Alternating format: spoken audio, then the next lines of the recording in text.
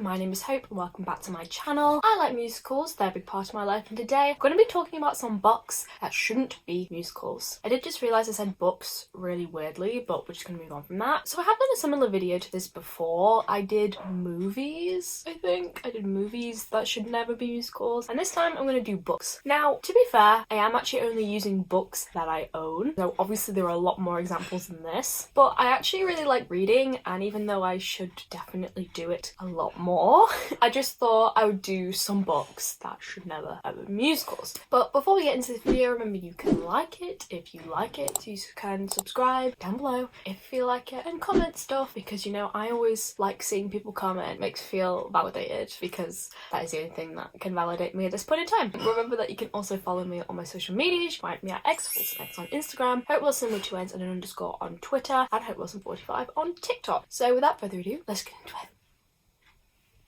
So my first book is Noughts and Crosses by Mallory Blackman. Now, I've got to be honest, most of the books on this list I haven't read, and I've just owned and been meaning to read for literally about 5 years. But these books, I think I know enough about to talk about them, because even though I haven't read them, I know what happens, and I'm very aware of the themes and stuff that goes on in these books. But Noughts and Crosses by Mallory Blackman is essentially like, not necessarily a dystopian book, but it definitely has themes of kind of a dystopian book, and it's this kind of like Romeo and Juliet style book, in a way that it's two people from two separate classes, in the case of this book, that can never be together, and violence ensues when the two of these characters meet and fall in love, essentially. And while I know that a lot of Romeo and Juliet adaptations work, I think this one might be a little too violent. And yes, I'm aware that things like West Side Story, which is a Romeo and Juliet adaptation, is pretty violent. I think the violence mixed with the dystopia of this book would kind of make it hard to get across as a musical. There's a lot of stuff I think about race in this book, and so trying to bring that across with song, I feel like would make people take this less seriously, and knowing how good of a book this is, I think would put a lot of people off. I think, in fact, this would probably make a really good play, but maybe not a book, because I think there is so much that an adaptation would miss out, and things that are really important to the readers and the writer, Mallory Blackman, of this book. So that's why I just feel like people talking about race through song, like in a modern day setting, is a difficult thing to accomplish, and I don't want the amazing themes of this book to just go down the drain, essentially. So yeah. My second book on my list is 1984 by George Orwell. I love 1984. Again, a book I haven't read, and it's really funny me saying, oh my god, I love this book, and I have never read it. But I read a lot of quotes from this book, especially, and it speaks to me as a book. There are so many quotes from this book, which I just absolutely adore. And essentially the reason why I think this should never be turned into a musical is because if you know Big Brother, which is a television program, I think they have it in other countries, but the UK one I think is the biggest one. Big Brother comes from 1984 and the like ideas of this book, and I gotta be honest, I don't want a Big Brother the musical, because that would be garbage. Also because this doesn't really have like a succinct plot. Succinct? Is that how you say it? Succinct? Anyway, the themes of this book I think are very difficult to get across. Winston, who's the main character, you kind of just follow him, and there aren't really too many people that he interacts with. I think it would make it difficult to adapt into a musical. Obviously also George Orwell is known for his major symbolism, and while I think set and props and stuff would be able to do this really well in a theatrical setting, another one that I think would probably be better as a play, but even then I think it's really hard to get across because a lot of the themes come from the writing and not the actual substance of the character and plot, because while they're important, they're not what totally drives the symbolism, and therefore I just think this wouldn't be as good.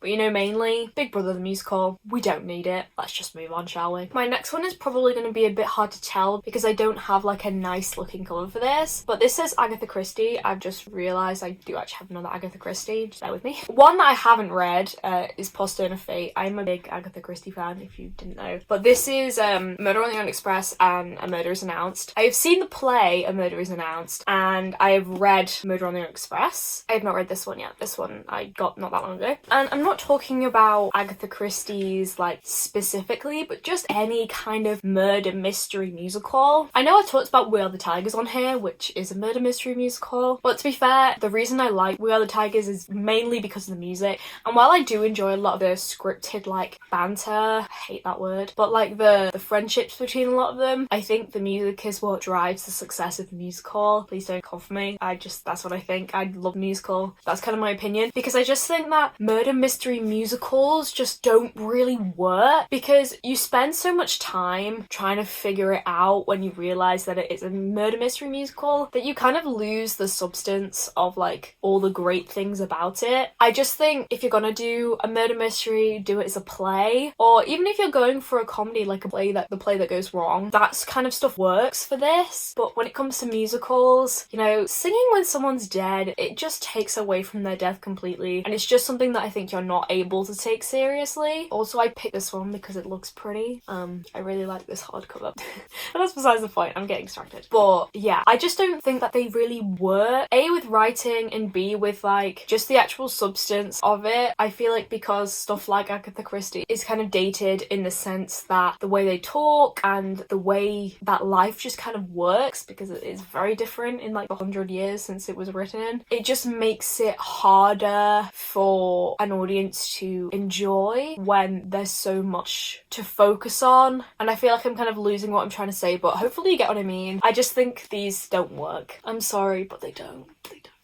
Okay, so my next one is One of Us is Lying by Karen M. McManus, but my copy of this has gone haywire, and so I don't know where it is. So this is the sequel, which I'm currently reading. Really need to get back to. I have like all of these, and it's kind of the same vein as the Agatha Christie one, but this is more with young adult fiction. Now, I love young adult fiction. It's my favourite genre of book. Most of the books I own are young adult fiction, but things like this, I just, again, don't think would really work in the scheme of a musical. Now, I'm very aware that there are a lot of very successful young adult books that have been turned into musicals, but I like young adult thrillers and dramas, essentially. So stuff like Be More Chill, which I would probably class as a young adult book, which I do actually have up there, I just can't remember getting it down. It's, even though there is like death themes and things involved, it's just not the same as stuff like mysteries.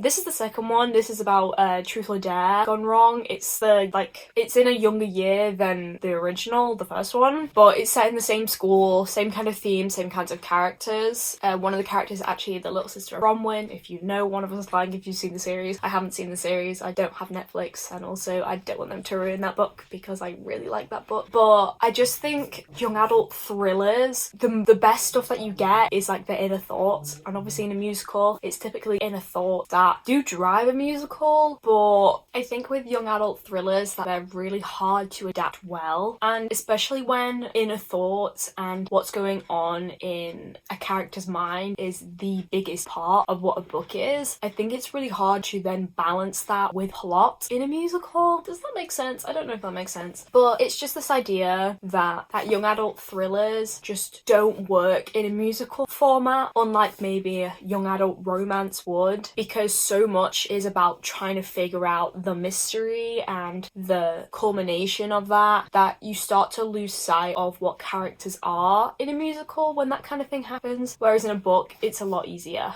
to understand. That was a terrible explanation, but I'm going to move on to my last book anyway. So my last book, which I have read half of and never got around to finishing it, I really need to, I'm really bad at finishing books, but it is The Bell Jar by Sylvia Plath. I have read the first half of this book, I'm up to page 75. Yes, I fold my corners, deal with it, I only have so many bookmarks, but The Bell Jar, I just think is too depressing to be a musical. If you don't know what this is about, it's essentially a Sylvia Plath like semi-autobiography. Sylvia Plath was very mentally ill when she wrote this. She was very mentally ill the entirety of her life, and it's very clear that the main character is depressed in this book, and I find I can relate to her a lot, which is kind of sad, but you know, this character, which is essentially Sylvia Plath, goes through life just watching and observing, and every time she does something something, it just never seems to be like fulfilling for her, or just ends up going badly. Like, this isn't a spoiler for the book really, but essentially she goes to this, like, I think it's like some horse race thing, or I don't really remember, but I just remember that she ends up, loads of people end up getting food poisoning, including her, and she's like, I've literally just left, why is this happening to me? The one time I make an effort, this is what happens. And then at another point, she's going to this party and she just feels like so out of it, even though she's really not done anything, she's just kind of watching. And I just don't think this would transfer into a musical at all, because this is essentially just about her life. It doesn't feel particularly nuanced or special, which is what makes it special, because it is so unspecial that it's a really interesting insight into what a normal person's life would be. And I also think the themes of like depression and attempts on her life, if you can probably figure out what that means, I just don't think that would be suitable to put in a musical, because ones that have done it before, they're usually dark comedies. Things like Heathers, for example, does that, but I just don't think you can turn this into a comedy. It is a straight depressive drama, and with the lightheartedness that I think you need for a lot of musicals, this just doesn't have it. This is just a lot of darkness in a book,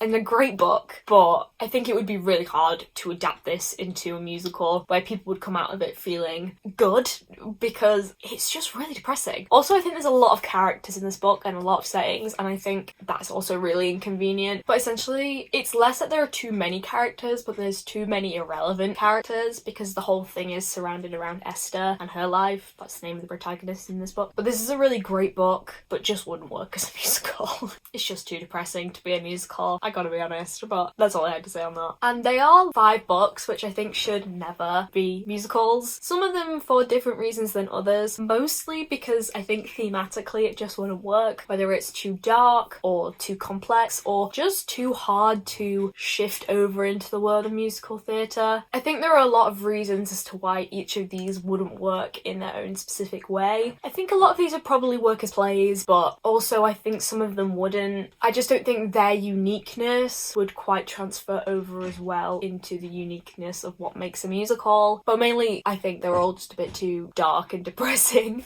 to adapt into light-hearted musicals. But I think that's all I have to say. So thank you for watching this video. Remember that you can find me at all my social medias, which will be there. You can subscribe if you want to. I'm not telling you to, but it would be really nice. And you can like the video if you liked it. Feel free to comment down below some stuff. I do see what you say, and I'm very thankful for when people comment on my videos. But thank you so much for watching this video. Keep enjoying musicals as much as me, and I will see you in the next one.